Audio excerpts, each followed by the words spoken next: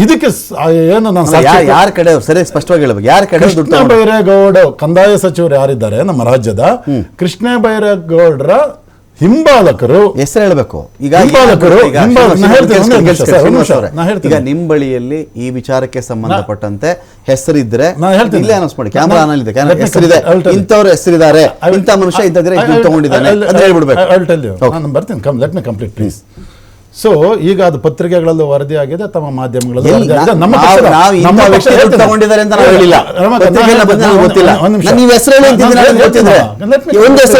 ಹೇಳ್ತೇನೆ. ನಾಳೆ ತಪ್ಪಿದ್ರೆ ನಾಳಿದ್ದು ಭಾರತೀಯ ಜನತಾ ಪಕ್ಷದ ಸತ್ಯಶೋಧನಾ ಸಮಿತಿ ಕೋಗಿಲು ಬಡಾವಣೆಗೆ ಹೋಗ್ತಾ ಇದೆ.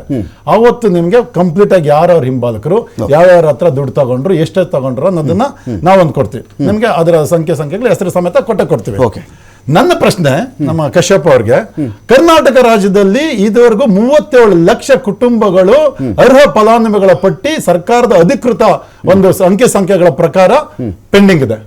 ಬೆಂಗಳೂರಿನಲ್ಲಿ 13,000 ಅರ್ಜಿಗಳು ಪೆಂಡಿಂಗ್ ಇದೆ ಬೆಂಗಳೂರಲ್ಲಿ. ಈ ಹಿಂದೆ ಸರ್ಕಾರವೇ ಕೊಟ್ಟಿರ್ತಕ್ಕಂಥ ಅಧಿಕೃತ ಮಾಹಿತಿ ಪ್ರಕಾರ ಈ 2 ವರ್ಷ 7 ತಿಂಗಳಲ್ಲಿ 327 ಎಕರೆ ಅನಧಿಕೃತ ಬಡಾವಣೆಗಳಲ್ಲಿ ಇರ್ತಕ್ಕಂಥ 2,654 ಮನೆಗಳನ್ನ ಬೀಳಿಸಿದ್ದಾರೆ. ಅದನ್ನ ಸರ್ಕಾರಕ್ಕೆ ವಾಪಸ್ ತಗೊಂಡಿದ್ದಾರೆ. ನನ್ನ ಪ್ರಶ್ನೆ ಸರ್ಕಾರಕ್ಕೆ, ಸರಿನಾ ತಪ್ಪ ಕೆಲಸ ವಾಪಸ್ ತಗೊಂಡ್ರು? ಸರಿನೇ, ಖಂಡಿತ ಸರಿನೇ. ಆದ್ರೆ ನನ್ನ ಪ್ರಶ್ನೆ ಇರೋದು, ಇವತ್ತು ಕೋಗಿಲಲ್ಲಿ ಅತಿ ಹೆಚ್ಚು ಮುಸಲ್ಮಾನರು ಇದ್ದಾರೆ ಅನ್ನೋ ಕಾರಣಕ್ಕೆ ಇಮಿಡಿಯೇಟ್ ಆಗಿ ಅಲ್ಲಿ ಜಮೀರ್ ಅಹಮದ್ ಖಾನ್ ಅವರು ಹೋಗ್ತಾ ಇದ್ದಾರೆ, ಸಲೀಂ ಅಹಮದ್ ಖಾನ್ ಅವರು ಹೋಗ್ತಾ ಇದ್ದಾರೆ.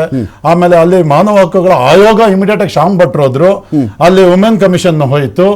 ಆಮೇಲೆ ಅಲ್ಲಿ ತಕ್ಷಣನೇ ಇವರ ಹೈಕಮಾಂಡ್ ಕೆ ಸಿ ವೇಣುಗೋಪಾಲ್ ಅವರು ಟ್ವೀಟ್ ಮಾಡ್ತಾರೆ, ಅವ್ರನ್ನ ಕನ್ಸಿಡರ್ ಮಾಡ್ರಿ ಹ್ಯುಮ್ಯಾನಿಟರಿ ಗವರ್ನೆನ್ಸ್ ಮೇಲೆ ಅಂತ ಹೇಳ್ತಾರೆ.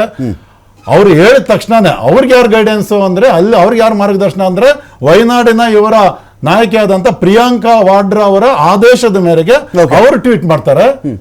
ಒಂದ್ ಕಡೆಗೆ ಸಿದ್ದರಾಮಯ್ಯರು ತಮ್ಮ ಕುರ್ಚಿಯನ್ನು ಉಳಿಸ್ಕೊಳ್ಳೋದಕ್ಕೆ ಕೆ ಸಿ ವೇಣುಗೋಪಾಲ್ ಅವರ ಮಾತಿಗೆ ಬೆಲೆ ಕೊಟ್ಟು ಅವರಿಗೆ ನಾವು ಪುನರ್ವಸತಿ ಕಲ್ಪಿಸ್ತೀವಿ ಅಂತ ಹೇಳ್ತಾರೆ. ಇನ್ನೊಂದ್ ಕಡೆಗೆ ಸ್ವತಃ ಡಿ ಕೆ ಶಿವಕುಮಾರ್ ಅವರಲ್ಲಿ ಹೋಗ್ತಾರೆ, ನಾವು ಅಲ್ಲಿ ಮನೆ ಕೊಡ್ತೀವಿ ಅಂತ ಹೇಳಿ, ಬೇಕು ಅಂತ ಹೇಳಿ. ಈಗ ಸಿದ್ದರಾಮಯ್ಯನವರು ಕುರ್ಚಿ ಉಳಿಸ್ಕೊಳ್ಳೋಕೆ ಇದೀಗ ವೇಣುಗೋಪಾಲ್ ಅವರ ಆಶ್ರಯದಲ್ಲಿದ್ದಾರೆ. ಅವರು ಕೆ ಸಿ ವೇಣುಗೋಪಾಲ್ ಅವರು ಹ್ಞೂ ಅಂದರೆ ಅವ್ರ ಕುರ್ಚಿ ಉಳಿಯುತ್ತೆ, ಇಲ್ಲ ವೇಣುಗೋಪಾಲ್ ನೋ ಅಂದ್ಬಿಟ್ರೆ ಸಿದ್ದರಾಮಯ್ಯ ಕುರ್ಚಿ ಬಿದ್ದು ಹೋಗ್ಬಿಡುತ್ತೆ ಅಂತನಾ? ಆ ಕುರ್ಚಿ ಉಳಿಸಿಕೊಳ್ಳುವ ಸಲುವಾಗಿ ಕೋಗಿಲು ನಿವಾಸಿಗಳಿಗೆ ಈಗ ಮನೆ ಕಟ್ಕೊಟ್ಬಿಡಿ ಅಂತ ಸಿದ್ದರಾಮಯ್ಯ ಆರ್ಡರ್ ಮಾಡ್ಬಿಟ್ಟಿದ್ದಾರಾ? ನೋಡಿ, ಇದು ಅವರ ಆಂತರಿಕ ವಿಷಯ. ಅವ್ರು ಯಾರ ಅಧೀನದಲ್ಲಿದ್ದಾರೆ, ಯಾರು ಪರವಾಗಿದ್ದಾರೆ ಗೊತ್ತಿಲ್ಲ. ಬಟ್ ಕೆ ಸಿ ವೇಣುಗೋಪಾಲ್ ಅವರು ಹೇಳಿದ ತಕ್ಷಣ ಅವರು ಕಾರ್ಯಪ್ರವೃತ್ತರಾಗಿರ್ತಕ್ಕಂಥದ್ದು ನಿಜ. ಹೇಳ್ಬಿಡ್ತೀನಿ, ಈಗ ಒಂದು ಸರ್ಕಾರ, ಒಂದು ಅಧಿಕಾರ ಇರತಕ್ಕಂಥ ಸಂಸ್ಥೆ, ಅವರು ಹೋಗಿ ಸತ್ಯ ಶೋಧನೆ ಮಾಡ್ತಾರಪ್ಪ ಅಂತ ಹೇಳಿದಾಗ ಪೊಲೀಸ್ ವ್ಯವಸ್ಥೆ ಬಳಸ್ಕೊಳ್ತಾರೋ, ಕಂದಾಯ ಡಿಪಾರ್ಟ್ಮೆಂಟ್ ಬಳಸ್ಕೊಳ್ತಾರೋ, BBMP ಹಿಂದಿನ BBMP GBA ಬಳಸ್ಕೊಳ್ತಾರೋ ಬೇರೆ ವಿಚಾರ. ಈ ಪಕ್ಷದವರೇ ಒಂದು 10 ಜನ ಹೆಸರು ಬರೆದುಬಿಡ್ತಾರೆ ಪಾರ್ಟಿಕಲ್ ಹೆಡ್ ಆಫೀಸಲ್ಲಿ. ಇವರು XYZ 10 ಜನ ಬರೆದುಬಿಟ್ರೆ ಅವರೇ ದೊಡ್ಡ ತಜ್ಞರುಗಳು, ಸತ್ಯಶೋಧನಾ ಸಮಿತಿಯ ದೊಡ್ಡ ತಜ್ಞರುಗಳಾಗ್ಬಿಟ್ಟು ಅವರು ಎಲ್ಲ ಸ್ಪಾಟ್ಗೆ ಹೋಗ್ಬಿಟ್ರು ಅಂದರೆ 3 ದಿನ ಬರೆದು ಇಡ್ತಾರೆ. ಯಾವುದೇ ಪಕ್ಷ ನಾವು ಯೋಚನೆ ಮಾಡೋಣ, ಅವ್ರ ಬಳಿ ಇರತಕ್ಕಂಥ ಅಥಾರಿಟಿ ಏನು, ಯಾರು ಇದರಲ್ಲಿ ಸರ್ವೆ ಎಕ್ಸ್ಪರ್ಟ್ ಯಾರಿದ್ದಾರೆ? ಯಾವುದೇ ಪಾರ್ಟಿ ಆದರೂ ಇದೇ ಮಾತೆ ನಂದು, ಸರ್ವೆ ಎಕ್ಸ್ಪರ್ಟ್. ಈಗೆಲ್ಲೋ ಒಂದು ಕಡೆ ಆಯಿತು, ಅಲ್ಲೆಲ್ಲೋ ಒಂದು ಹಿಂದೂ ಮುಸ್ಲಿಂ ಗಲಾಟೆ ಆಯಿತು ಅಂದರೆ ಫ್ಯಾಕ್ಟ್ ಫೈಂಡಿಂಗ್ ಕಮಿಟಿ BJPದು ಹೊರಟುಬಿಟ್ರು, ಅದೇನು ಮಾಡಿದ್ರಲ್ಲಿ ಚೆಕ್ ಮಾಡಿಬಿಡ್ತೀವಿ ಅಂತ ಹೇಳ್ತಾರೆ. ಯಾರಿವರು? Who are they? ಇವ್ರು ಯಾರ್ರೀ? ಇವ್ರು ಪೊಲೀಸಾ? ಇವ್ರು IASಾ? ಇವ್ರು IPSಗಳ? Survey department ಓದ್ಕೊಬಂದಿರೋರಾ? ಎಂಜಿನಿಯರ್ಸಾ? ಇವ್ರು ಸಂಬಂಧಪಟ್ಟಂಥ ಡಾಕ್ಟ್ರಾ? ಸಾಂಕ್ರಾಮಿಕ ರೋಗಗಳ ತಜ್ಞರ? ಇವ್ರು ಎಂಥದೂ ಇಲ್ಲ. ಕಮಿಟಿ ಅಂತ 9 ಜನ, ಒಂದು ನಿಮಿಷ ಮಾತಾಡ್ತೀನಿ, 9 ಜನ ಹೆಸರು ಬರ್ಕೊಂಬಿಡೋದು ಓದಕ್ಕೆ. ಏನಾಯ್ತಮ್ಮ, ಯಾವಾಗ ಇದೆಯಮ್ಮ ನೀನು? 5 ವರ್ಷನಾ? ಬೋಲು ಕ್ಯಾ ಬೋಲ್ ರೈಸು, ಮುಗೀತು ಸತ್ಯಶೋಧನೆ. ನಾನು ಕೇಳೋದು, ಆ ಒಂದು ವಿಚಾರಕ್ಕೆ ಸಂಬಂಧಪಟ್ಟಂತೆ ಪರಿಣಿತರು ಇದ್ದುಕೊಂಡು ಈಗ ನೀವು ನಿಮ್ಮ ಪಾರ್ಟಿ ಇರೋದ್ರೆ ನಿಮ್ಮ ಪಾರ್ಟಿ ಪರನೇ ವರದಿ ಕೊಡೋದು. ನಿಮ್ಮ ಪಾರ್ಟಿ ಇವ್ರು ಜೈನ್ ಬಿಡ್ತೀರಾ ನೀವು? ಕಾಂಗ್ರೆಸ್ ಅವ್ರು ಸೂಪರ್ ಕೆಲಸ ಮಾಡಿದ್ರೆ ಹೇಳ್ಬಿಡ್ತೀರೇನ್ರಿ ನೀವು? BJP ಅವ್ರು ಹೋಗ್ಬಿಟ್ರೆ ಆಮ್ ಆದ್ಮಿ ಪಕ್ಷ ಅದ್ಭುತ ಕೆಲಸ ಮಾಡಿದೆ, ಒಂದು ಬಾಯಲ್ಲಿ ಬಂದು ಬಿಡ್ಲಿ ವರ್ಡ್ ನೋಡೋಣ. ಯಾಕೆ ನಂಬೇಕು ರಾಜ್ಯದ ಜನ ಇವ್ರನ್ನ? ಇವ್ರು ಯಾರು ಈ ಫ್ಯಾಕ್ಟ್ ಫೈಂಡಿಂಗು ಕಮಿಟಿ ಇವ್ರದ್ದು? ನೋಡಿ, ಫ್ಯಾಕ್ಟ್ ಫೈಂಡಿಂಗ್ ಕಮಿಟಿ ಅಂತ ಮಾಡಿರೋದೇ ಇವ್ರೇನು ರಾಜಕೀಯ ಎಂಥದೇ ಘಟನೆಗಾಗ್ಲಿ ರೀ, ಒಂದು ವಿರೋಧ ಪಕ್ಷ ಹೋಗ್ಬಿಟ್ಟು ಆಡಳಿತ ಪಕ್ಷ ಅದ್ಭುತ ಕೆಲಸ ಮಾಡಿದೆ, ಇದು ಫ್ಯಾಕ್ಟ್ ಫೈಂಡಿಂಗ್ ಅಲ್ಲಿ ಕೊಡಕ್ ಸಾಧ್ಯನಾ? ಇವ್ರು ನಾಳೆ ಮಾಡ್ಕೊಂಡು ಬರ್ಲಿ, ನಾಳೆ ಇದೇ ಫಟಾಫಟ್ ಶ್ರೀನಿವಾಸ್ ಅವರ ಆದ್ಯತೆ ಅದ್ರ ಮೇರೆಗೆ ಮಾಡ್ಕೊಂಡು ಬರ್ಲಿ, ನಾಳೆ ಡಿಬೇಟ್ ಮಾಡ್ತೀನಿ ನಾನು, ಒಂದು ಮಾತು ಹೇಳ್ಬಿಡ್ಲಿ ನೋಡೋಣ. ಈ ಎರಡೂ ಪಕ್ಷಗಳು ಯಾವ ಕೇಸ್ ಇವ್ರನ್ನ ಯಾಕೆ ನಂಬೇಕು ರಾಜ್ಯದ ಜನ?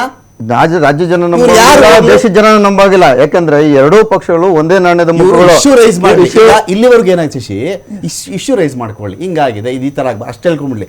Fact finding, Maddur fact finding committee, Mandya fact finding, Tipu Sultan fact finding. ಯಾರು ಇವರು? ಏನು ಹಿಸ್ಟಾರಿಯನ್ಸ್ ಇವರು? ಹಿಸ್ಟಾರಿಯನ್ಸ್ ಏನ್ರಿ ಇವರು? ಎಕ್ಸ್ಪರ್ಟ್ಗಳ ಬಾಂಬು ಫ್ಯಾಕ್ಟ್ ಫೈಂಡಿಂಗ್ ಕಮಿಟಿ ಮಾಡ್ಲಿ ನೋಡೋಣ. ನೋಡಿ, ಎಲ್ಲೂ ಹಿಂದೂ ಮುಸ್ಲಿಂ ಅಂತ ಬರುತ್ತಾ ಅಲ್ಲಿ ಇವ್ರು Fact finding ಹೋಗ್ತಾರೆ. ಅಲ್ಲೊಂದು fact finding ಇವ್ರದ್ದು. ಇನ್ನು ಬೇರೆ ಕಡೆ ಎಲ್ಲೂ ಹೋಗೋದಿಲ್ಲ. ಬೇರೆ ಕಡೆ ಏನೇ ಘಟನೆಗಳಾದ್ರು ಅದು ಸರ್ಕಾರ ನೋಡ್ಕೊಬೇಕು, ಪರಮೇಶ್ವರ್ ನೋಡ್ಕೊಬೇಕು, ಬೇರೆ ಪಕ್ಷದವ್ರು ನೋಡ್ಕೊಬೇಕು.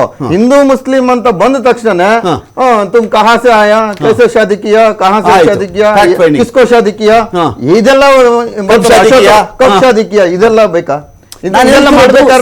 ಅಧಿಕಾರಿಗಳು ನಮಗಾದ್ರೂ ಬಿಜೆಪಿಗಾದ್ರೂ ಎಲ್ಲಾ ರೈಟ್ಸ್ ಇದೆ.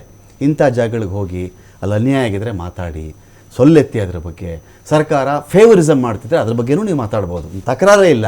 ಈ ಫ್ಯಾಕ್ಟ್ ಫೈಂಡಿಂಗ್ ಕಮಿಟಿ, ಸತ್ಯಶೋಧನಾ ಸಮಿತಿ ಅಂತಾರಲ್ಲ, ಆಶ್ಚರ್ಯ ನಗೆಪಾಟಲು.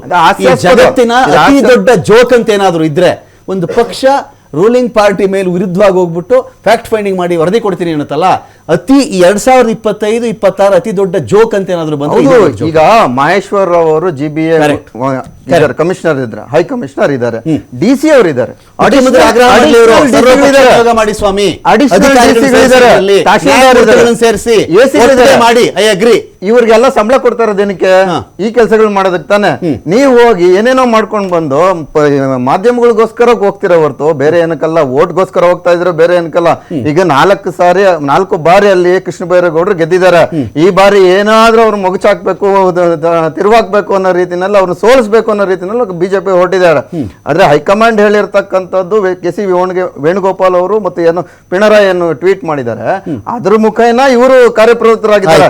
ಆದ್ರೆ ಈ ರಾಜ್ಯದಲ್ಲಿ ಸಾಕಷ್ಟು ಜನರು ಇದು ಹಿಂದಿನ ಪಿಣರಾಯಿ ಟ್ವೀಟು ಅಥವಾ ಇನ್ನೊಬ್ರು ಟ್ವೀಟ್, KCV ಟ್ವೀಟ್ ಅಲ್ಲ ಇದೆ, ಇದು ನಾವು ಆಕ್ಷೇಪ ಮಾಡಿದ್ದೀವಿ. ಯಾರ್ರೀ ಇವರು? ಪಿಣರಾಯಿ ವಿಜಯನ್ ಮಾತು ಕಟ್ಕೊಂಡು ಸಿದ್ದರಾಮಯ್ಯ ಯಾಕೆ ನಿರ್ಧಾರ ತಗೋಬೇಕು, ವೇಣುಗೋಪಾಲ್ ಮಾತು ಕಟ್ಕೊಂಡು ಇವ್ರು ಯಾಕ್ರಿ ಮಾಡಬೇಕು ಅಂತ ಇಲ್ಲ.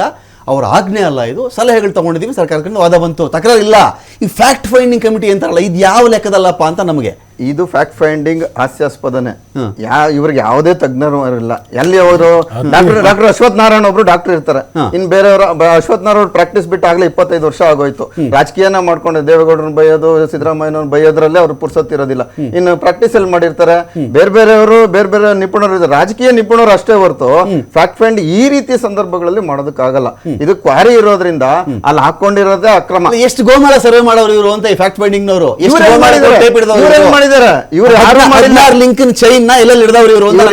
ಮಾಡಿಲ್ಲ ನೋಡಿ. ನಾನು ಇಲ್ಲೇ ಯಶವಂತಪುರ ವಿಧಾನಸಭಾ ಕ್ಷೇತ್ರದಲ್ಲಿ 360 ಮನೆ PMAY ಮಾಡಿದ್ರಂತ. 2017ರಲ್ಲಿ ಗುಡಿಸಲುಗಳನ್ನು ತೆರವುಗೊಳಿಸಿ ನಾವು ಮನೆ ಕಟ್ಕೊಡ್ತೀವಿ ಅಂತ 20,000 ರೂಪಾಯಿ DD ತಗೊಂಡಿರ್ತಕ್ಕಂಥ ಮಹಾಶಯರು ಇದುವರೆಗೂ 7 ಅಡಿ ಕಟ್ಟಿ ಬಿಟ್ಟಿದ್ದಾರೆ.